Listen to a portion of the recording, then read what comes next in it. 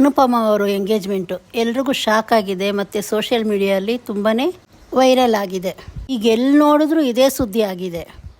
Colours ಕನ್ನಡದಲ್ಲಿ ಗಿಚ್ಚಿಗಿಲಿ show ಅಲ್ಲಿ ಅನುಪಮ ಅವರು ಆ್ಯಂಕರಿಂಗ್ ಮಾಡ್ತಿದ್ರು ಮತ್ತು ಬಿಗ್ ಬಾಸಲ್ಲೂ ಇವ್ರು ಕಾಣಿಸ್ಕೊಂಡಿದ್ರು. ಆಗಾಗ ಸದ್ದು ಮಾಡ್ತಾನೇ ಇರ್ತಾರೆ, ಎಲ್ಲಾದರೂ ಒಂದು ಕಡೆ ಕಾಣಿಸ್ಕೊತಾನೆ ಇರ್ತಾರೆ. ಈಗ ರೀಸೆಂಟಾಗಿ ಆ್ಯಂಕರ್ ಅನುಶ್ರೀ ಅವರು ಮದುವೆ ಆಗಿದ್ದರು. ಆದರೆ ಈಗ ಅನುಪಮ ಅವರು ಎಂಗೇಜ್ಮೆಂಟ್ ಆಗಿದೆ ಅಂದ್ಬಿಟ್ಟು ತುಂಬಾ ವೈರಲ್ ಆಗಿದೆ. ಅವರು ಇತ್ತೀಚೆಗೆ 35ನೇ ಹುಟ್ಟುಹಬ್ಬ ತುಂಬ ಜೋರಾಗಿ ಆಚರಿಸ್ಕೊಂಡಿದ್ರು. ತುಂಬ ಆಕ್ಟರ್ಸ್ ಎಲ್ಲ ಬರ್ತ್ಡೇಲಿ ಕಾಣಿಸ್ಕೊಂಡಿದ್ರು. ಸುಮಾರು ಫೋಟೋಸು ಸೋಷಿಯಲ್ ಮೀಡಿಯಲ್ಲಿ ಹರಿದಾಡ್ತಿದೆ. ಆದರೆ ಅದ್ರ ಜೊತೆ ಅವರು ಗೆಳೆಯ ಫೋಟೋಗ್ರಾಫರ್ ರಾಘವ್, ಅನುಪಮ ಗೌಡ ಅವರಿಬ್ಬರು ಜೊತೆಯಲ್ಲಿರೋ ಫೋಟೋ ಅದನ್ನು ಹಾಕಿ ವಿಶೇಷವಾಗಿ ಬರ್ತ್ಡೇ ವಿಶ್ ಮಾಡಿದ್ದಾರೆ. ಇದು ಸೋಷಿಯಲ್ ಮೀಡಿಯಲ್ಲಿ ತುಂಬಾ ವೈರಲ್ ಆಯಿತು. ತುಂಬ ಜನ ಈ ಫೋಟೋಸ್ನ ನೋಡಿ ಇಬ್ರಿಗೂ ಎಂಗೇಜ್ಮೆಂಟ್ ಆಗಿದೆ, ಇವರಿಬ್ಬರು ಇನ್ನು ಮುಂದೆ ಮದುವೆ ಆಗ್ತಿದ್ದಾರೆ ಅಂತ ಎಲ್ಲ ತುಂಬ ಜನ ಪೋಸ್ಟ್ ಮಾಡ್ತಿದ್ರು. ಇದ್ರ ಬಗ್ಗೆ ಅನುಪಮ ಗೌಡ ಅವರೇ ಕ್ಲಾರಿಟಿ ಕೊಟ್ಟಿದ್ದಾರೆ. ಅವ್ರದ್ದೇ ಸ್ಟೈಲಲ್ಲಿ ರೀಪ್ಲೇ ಮಾಡಿದ್ದಾರೆ. ನಿಮಗೆಲ್ಲ ಒಂದು ಸೀಕ್ರೆಟ್ ಶೇರ್ ಮಾಡಬೇಕಾಗಿತ್ತು, ಅದಕ್ಕಾಗಿ ಈ ವಿಡಿಯೋ ಮಾಡ್ತಿದ್ದೀನಿ. ಸಾಮಾನ್ಯವಾಗಿ ನಾನು ರಿಯಾಕ್ಟ್ ಮಾಡಲ್ಲ. ಬೆಳಗ್ಗೆಯಿಂದ ಶೂಟಿಂಗ್ ಸೆಟ್ಟಲ್ಲಿ ಎಲ್ಲರೂ ನನಗೆ ಕಂಗ್ರ್ಯಾಚುಲೇಷನ್ ಅಂತ ಹೇಳೋಕ್ಕೆ ಶುರು ಮಾಡಿದ್ದಾರೆ.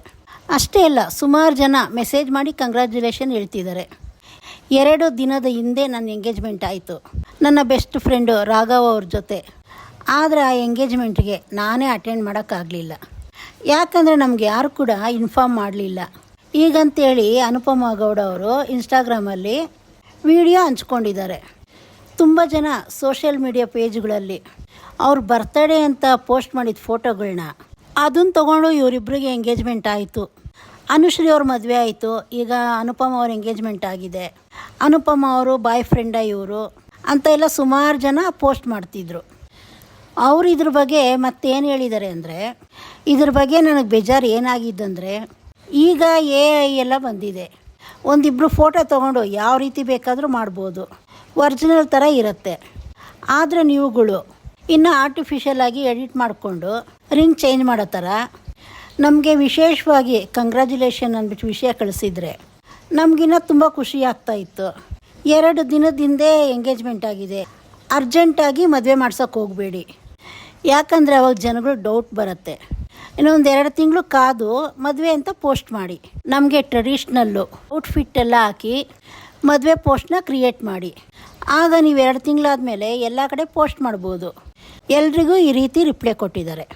ಇಷ್ಟೆಲ್ಲ ಬೇರೆಯವರು ಪರ್ಸ್ನಲ್ ಲೈಫಲ್ಲಿ ಇಂಟ್ರೆಸ್ಟ್ ತೋರಿಸ್ಬೇಡಿ. ಈಗ ಇದ್ರ ಬಗ್ಗೆ ಎಲ್ಲ ಅವ್ರದ್ದೇ ಶೈಲಿಯಲ್ಲಿ ರಿಪ್ಲೈ ಕೊಟ್ಟಿದ್ದಾರೆ ಅನುಪಮ ಅವರು. ಈಗ ಎಲ್ಲರೂ ಡೌಟು ಕ್ಲಿಯರ್ ಆಗಿರುತ್ತೆ ಅಂದ್ಕೊಳ್ತೀನಿ ನಾನು. ನಿಮಗೆ ಇದ್ರ ಬಗ್ಗೆ ಏನು ಅನಿಸುತ್ತೆ ಕಮೆಂಟ್ ಮಾಡಿ, ಮತ್ತು ಚಾನಲ್ ಸಬ್ಸ್ಕ್ರೈಬ್ ಮಾಡೋದು ಮರಿಬೇಡಿ.